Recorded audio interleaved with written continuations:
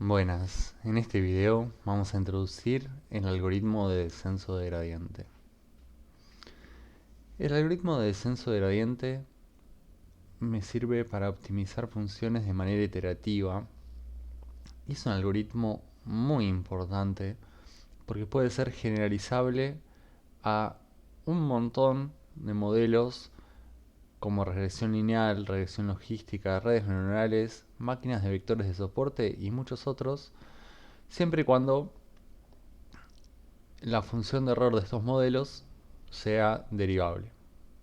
Y además, con algunas modificaciones, podemos hacer que este algoritmo sea escalable para conjuntos de datos con millones de ejemplos.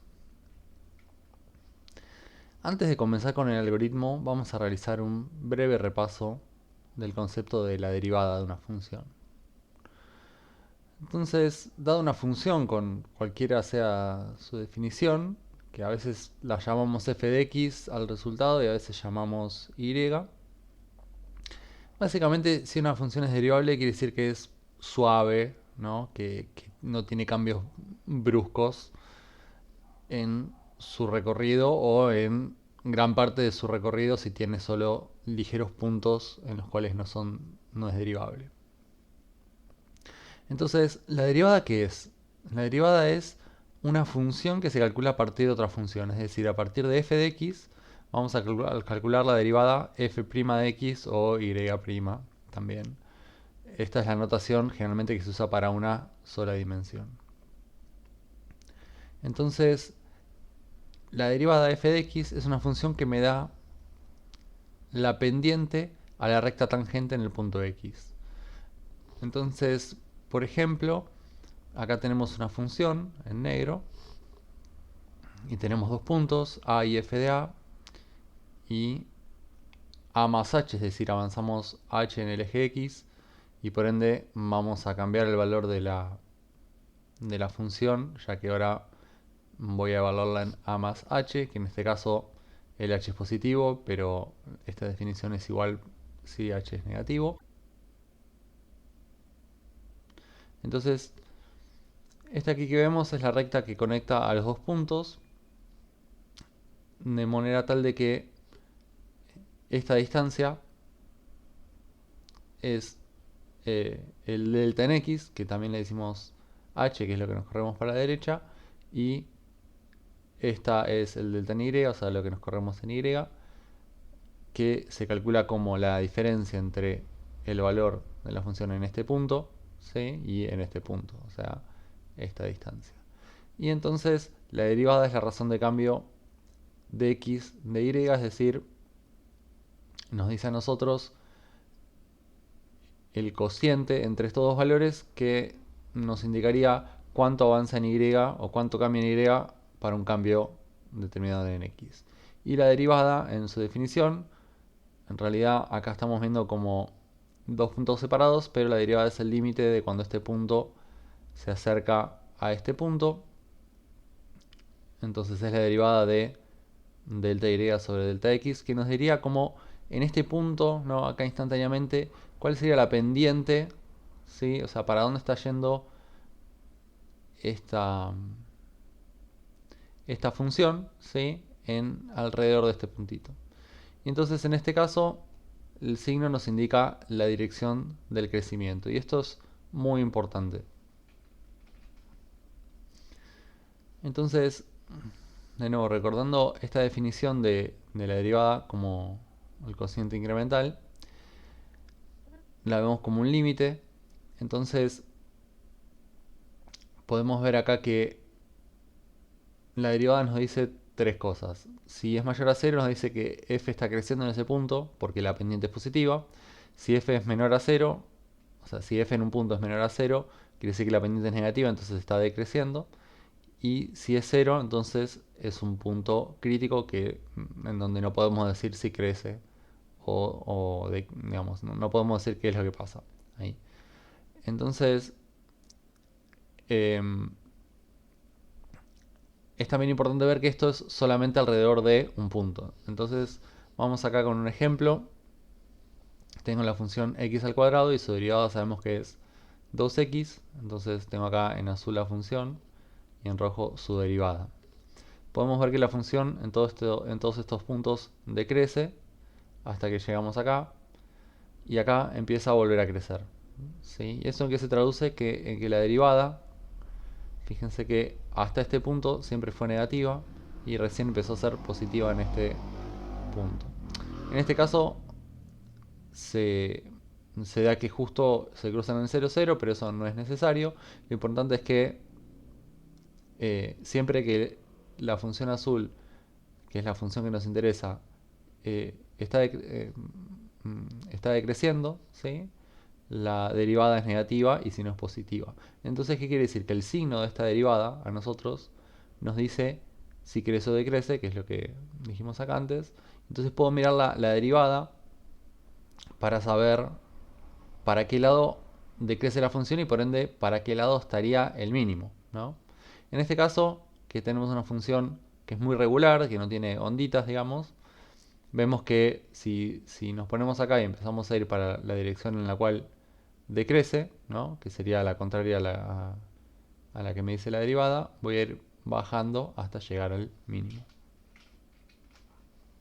Acá tenemos otro ejemplo en donde por ahí es un poco más complejo. Tenemos de nuevo la función y la derivada. La función hasta aquí crece, por eso la derivada siempre es positiva. Aquí empieza a decrecer hasta este punto, por eso la derivada es negativa. Y aquí vuelve a crecer, por eso la derivada vuelve a ser positiva. Entonces, ¿cuál es la idea del descenso del gradiente? En una dimensión.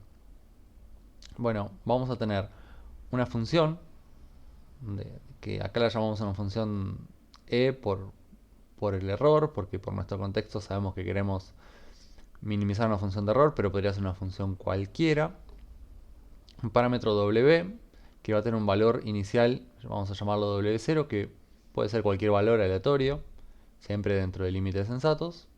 Y también tenemos que conocer la derivada de e con respecto a w, es decir, e tiene que ser derivable con respecto al parámetro w.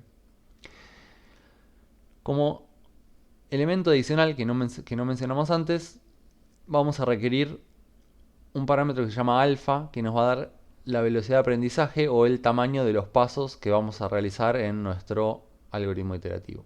Y el algoritmo es muy simple. Vamos a iterar esta ecuación, esta línea de código, hasta converger, que luego vamos a ver qué significa converger, pero básicamente que termina el algoritmo. Entonces, en esta ecuación que es sumamente importante para todos estos modelos y que vamos a tener que aprender, eh, vamos a tener que incorporarla en nuestra manera de pensar, ¿qué es lo que está pasando? A W, que es mi parámetro, lo voy a actualizar con el valor anterior de W menos todo este choclo que me está diciendo básicamente, acá estoy calculando la dirección de crecimiento, que es la derivada de E respecto de W. Entonces esto me va a decir, me va a dar un valor, puede ser, no importa mucho no importa mucho la magnitud de este valor, pero lo importante es que puede ser positivo o negativo. Si es negativo, quiere decir que crece para la izquierda, y si es positivo, que crece para la derecha.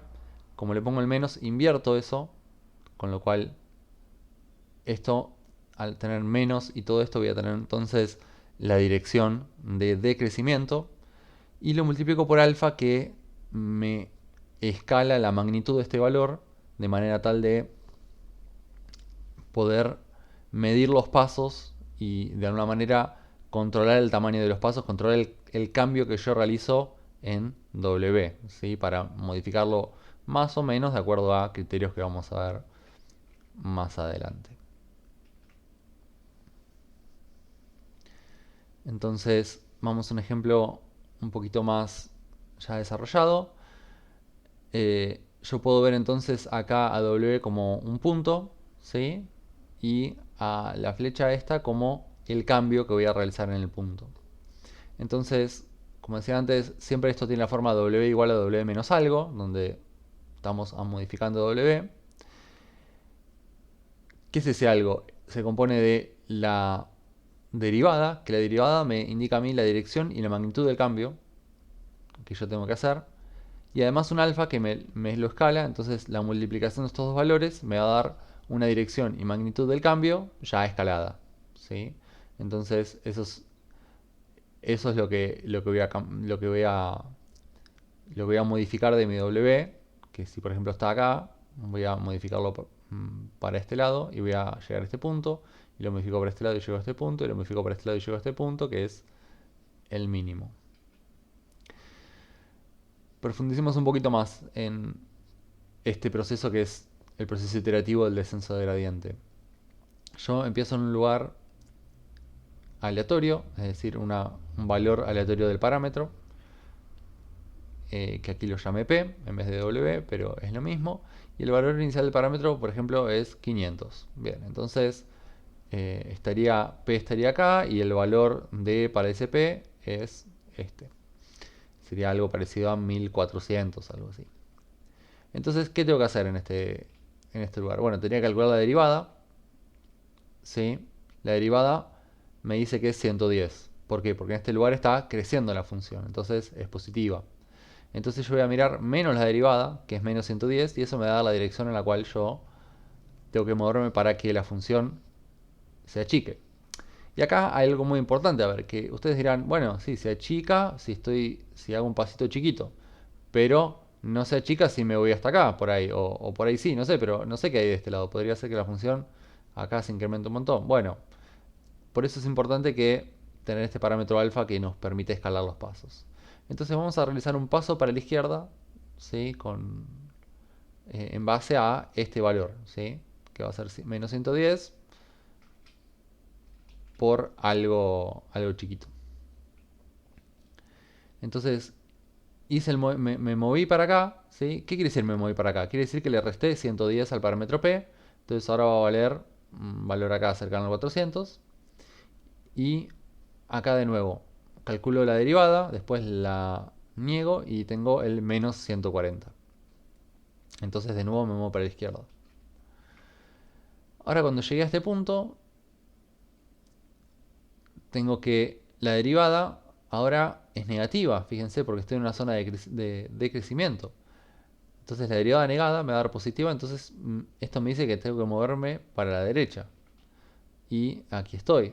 Y aquí de nuevo, es una zona de crecimiento, así que me tengo que volver de nuevo para la derecha. Y aquí llegué a un lugar en donde la derivada es 0, con lo cual estoy en un mínimo local.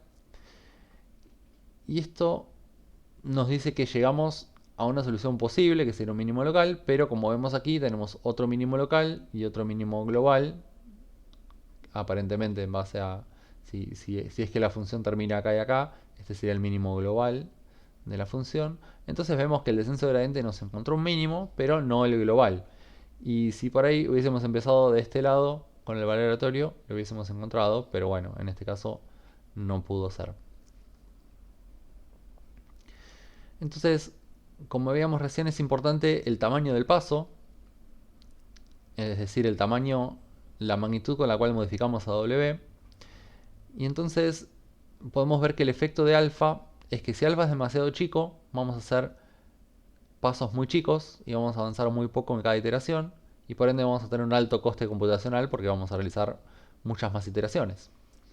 Por otro lado, si tengo un alfa demasiado grande, puedo tener saltos muy grandes y puede ser que mi algoritmo no converja, ¿sí? Porque empiece a saltar eh, y, y es muy posible que tenga algún error numérico, es decir, que de repente tenga valores demasiado grandes para representar con la precisión que estoy usando en mi tipo de dato que guarda estos valores, o que haga alguna cuentita que dé algún infinito.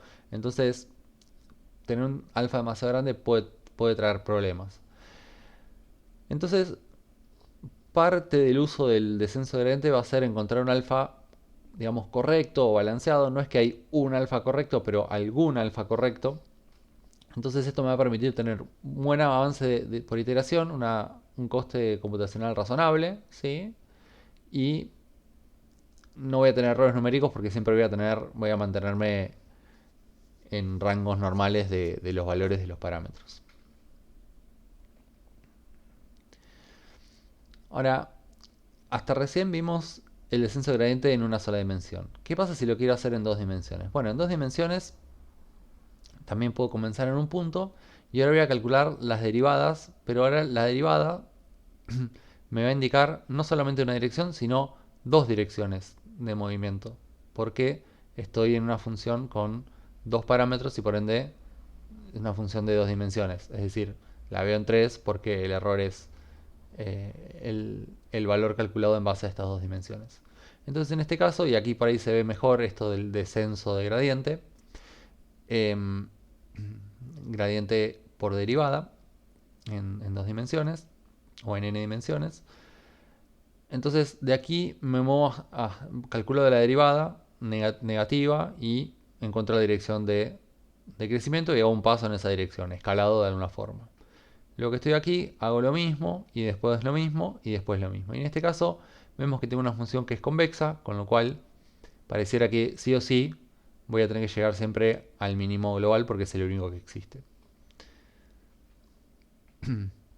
Entonces, ¿qué cambia de descenso de gradiente 2D a descenso de gradiente 1D? Bueno, el algoritmo va a ser exactamente el mismo, pero ahora vamos a tener dos parámetros, es decir, E depende de, por ejemplo, W1 y W2. Por lo cual vamos a tener dos ecuaciones, una para modificar a W1 y otra para modificar a W2, que son exactamente las mismas, ¿sí? O sea, en general podemos decir que vamos a modificar a WI como WI menos alfa, que es la tasa de aprendizaje, que en este caso es la misma para los dos parámetros, por la derivada de el error respecto de ese parámetro.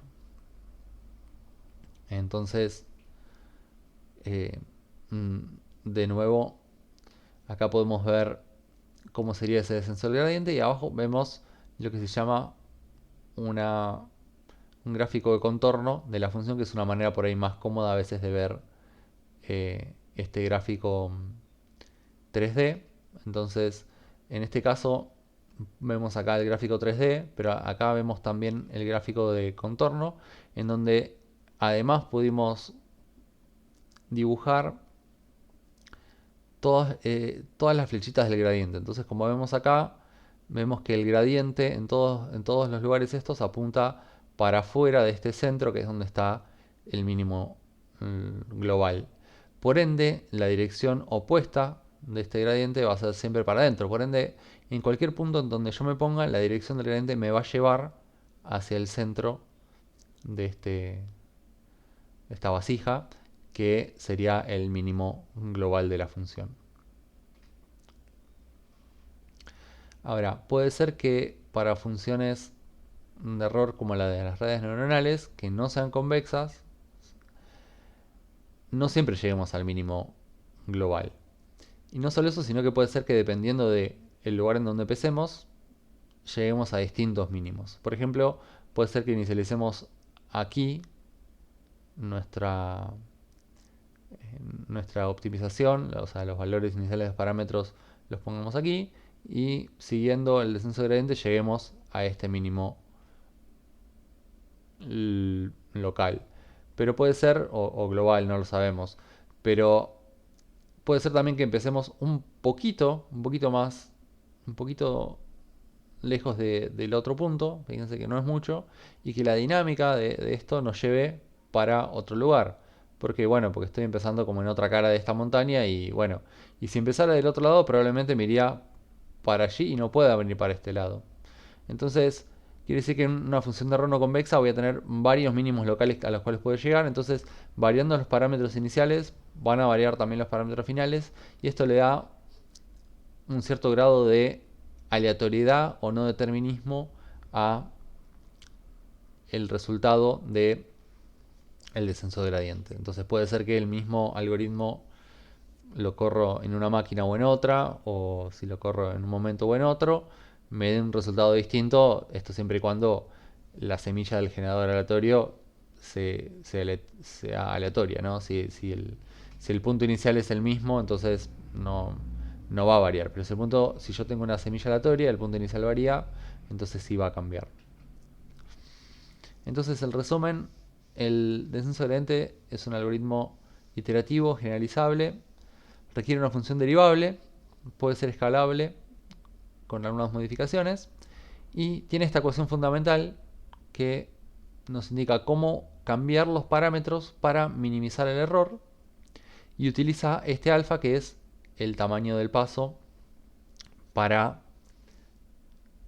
poder escalar o controlar los cambios de W, es decir, los pasos que realizo en mi algoritmo.